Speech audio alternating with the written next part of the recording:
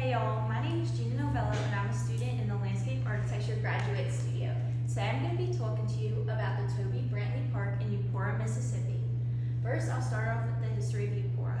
It was once named Early Grove way back in the days. It was then renamed after Eupora Udy, who was known for her great southern hospitality and charm.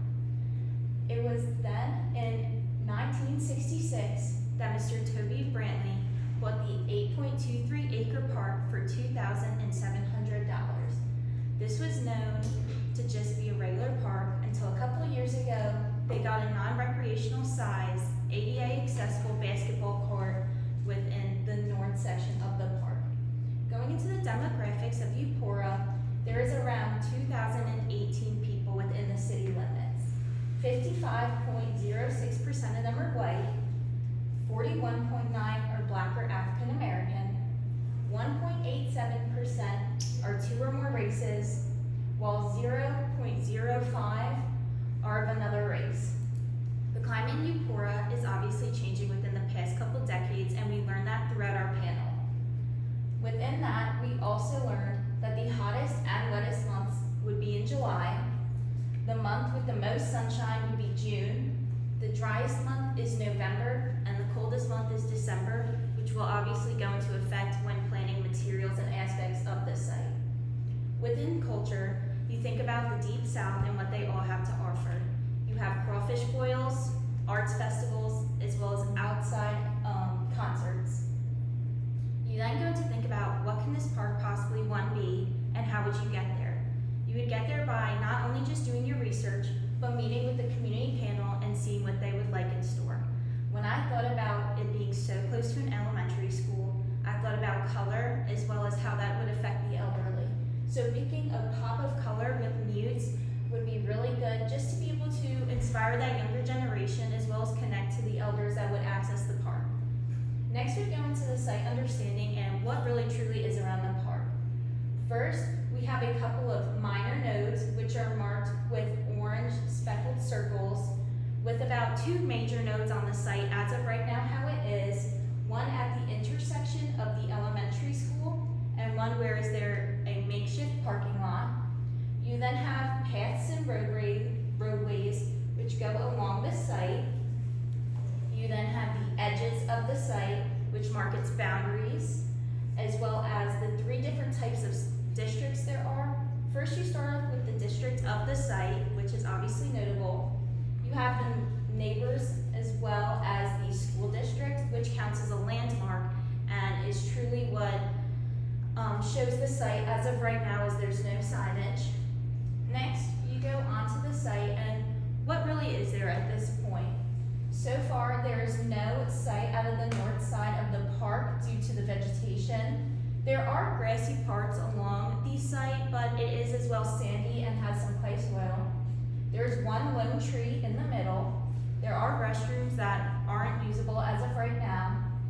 There are trash cans on the site near the basketball courts.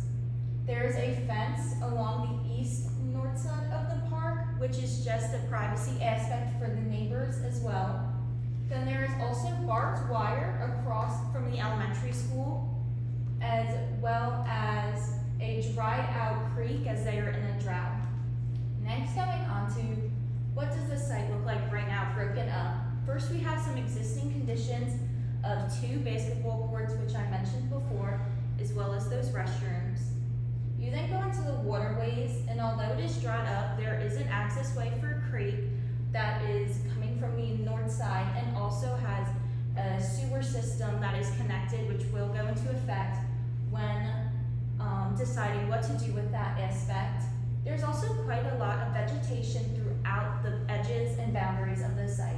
Like I did mention, there is one lone tree in the middle of the site, which definitely took the eye of everyone that went.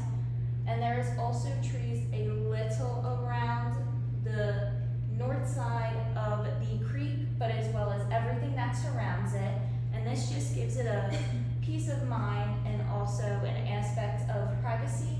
And then topography, it is more flat where the creek is, which is a good aspect. And then as you get more to the north side is where you get a little bit steeper, which can be a concern, but the site, which will help as we go into the SWOT analysis. The SWOT analysis is just pointing out the strengths, weaknesses, opportunities, and threats throughout the site, which is something that helps us understand as designers what is there and what can we do with it. Going off of strengths, you have open lands, it is close to a school, it is surrounded by vegetation, it's a mostly clear site, so an open canvas, and it also has connection to a creek and a roadway. But going on to weaknesses, while going to the site with the panel, we saw a lot of litter in the dirt. It was very dry. There was no shade, no storm shelter, no walking paths, no access to the community except for the one aspect. There is also no signage to show where you are. There's no parking.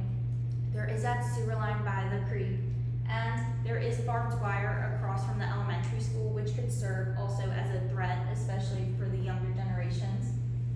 Going on to threats, we have this major road right across from the site, which we were told by a lot of the panel is there's a lot of people who speed on that road, and there is one speed bump, but people would rather go into the ditch than to hit the speed bump. There's also possible wildlife behind the site.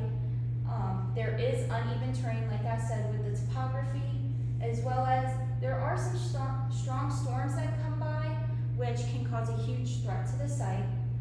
But going on to opportunities, there's so much opportunity on the site, especially with it being a mostly clear and blank canvas.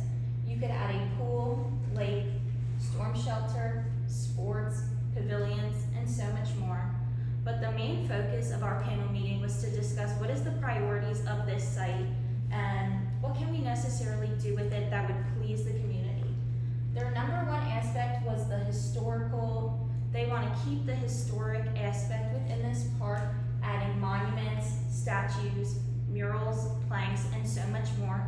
And that could be incorporated in so many ways for Mr. Toby and his wife, as well as a swimming pool area to create jobs and just some summertime fun for the children, a storm shelter for safety for all of those in the community and surrounding, a recreational facility that can include indoor sports and classrooms, a pavilion area with a picnic space, which would also just bring the community together and have opportunity for some outdoor concerts, some parking, because as of right now they have a makeshift parking lot that is just in dirt, which is not truly accessible to those with accessibility devices,